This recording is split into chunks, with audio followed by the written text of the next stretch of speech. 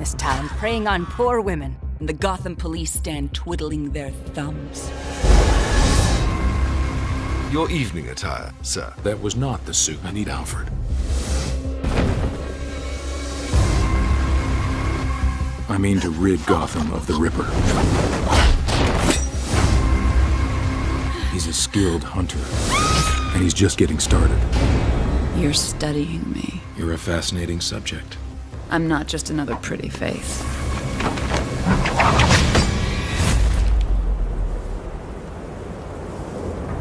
Hi, this is Marc Morrell from ToonBarn. We're here at DC in DC, a special event for DC Comics, and we're talking to Bruce Timm, the executive producer of Gotham by Gaslight. How you doing? Good, how are you? I'm great. So, in this version of Gotham by Gaslight, it's an Elseworlds Batman. So, how did you know that this particular actor, Bruce Greenwood, was going to be the one that you wanted as an Elseworlds Batman? Because he had been in Under the Red Hood, too, right?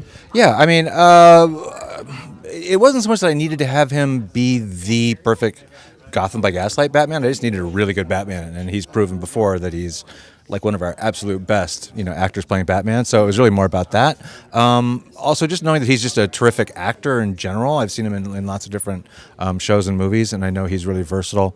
So it really wasn't such a matter of finding somebody who would sound period appropriate, but just, like I said, just finding just a terrific actor, which he is. So we've talked to you a lot about your role as a writer, as a director, as a producer, your art and everything. But we never talked about you as your role as a voice actor. Oh. Do you have a role in this one? Yeah, I don't remember. I play a cop or something. I don't know. Yeah.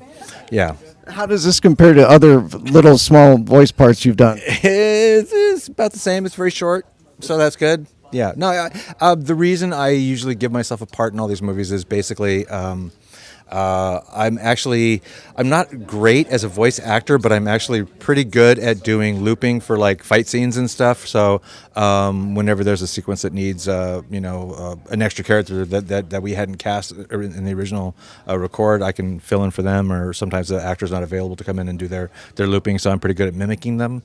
So that's usually why I give myself a part, so I can be there for the looping. But yeah, other than that, it's just kind of a lark. Okay. So, yeah. Which is your favorite, digital versions of comics or paper versions? DC would probably prefer that I say digital, but I'm an old school guy all the way. I like the floppies. I can't get really used to reading comics digitally. It's really weird. Though there are a lot of really great websites that have like old comics on them that would cost me a fortune to buy. So it's like, so I appreciate having that as a resource. But yeah, I prefer having paper any day. Okay. And can we expect that there will be other Elseworlds versions of these same comics? Well, I hope so. This is kind of a pilot for us. I mean, we're hoping that this one sells really well and that the fan response is good.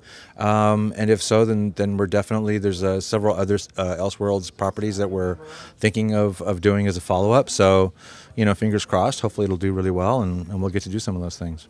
All right. Well, thank you for joining us, and we're looking forward to the premiere. Right on. Thanks. I love Mike's Victorian Batman. He had that kind of half cape, the big goggles. It's not like a really super tight-fitting costume like what we're used to seeing Batman in. It's a little bit looser and a little bit more wrinkly, and he's got tall riding boots and big bulky belt and giant cuffed gloves.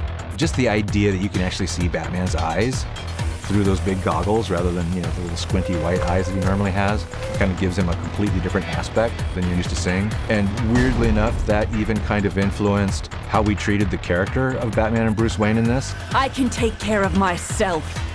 Don't be so sure. He's more skilled than I would have thought. Batman in this story is a little bit more accessible. He's a little bit more human than we're used to seeing in Batman.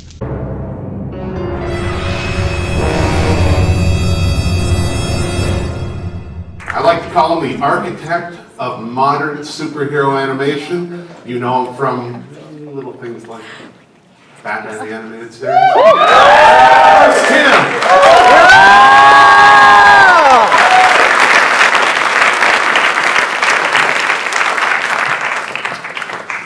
This was based on the graphic novel, but you made a few changes. What changes and what made you lead to those decisions? Well, one of the big things was, as much as we love the original graphic novel, if you're going to do a murder mystery, if you're going to do a murder mystery format, you need to have more than one suspect. And in the comic, there was really only one suspect. I mean, literally, the minute this character shows up in the comic, you kind of go, oh, he's the guy.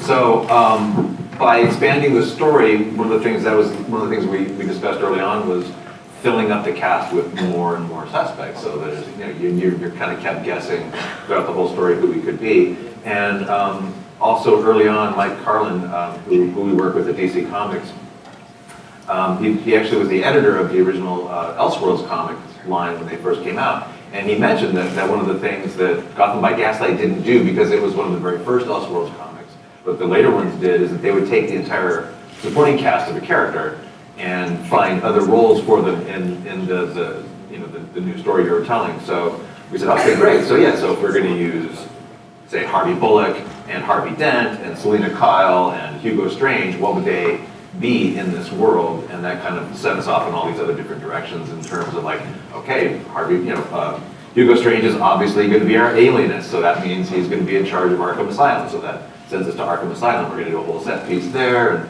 it's going to be, Victorian, horrible, scary bedlam.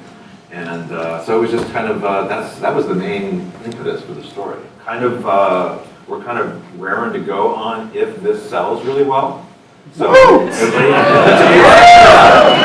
buy multiple copies and give them away as gifts, whatever it takes. But if this does well, yeah, there's a lot of Elseworlds stories that we would love to do. I'll just say Red Sun is probably at the top of our list. Everyone has their own, and they come to you and they say, which one you've got to do? And Yuri did it to me. The Doom that came to Gotham. Oh, the Doom that came to Gotham? Yeah, that's a good one, too. Yeah, that would be awesome.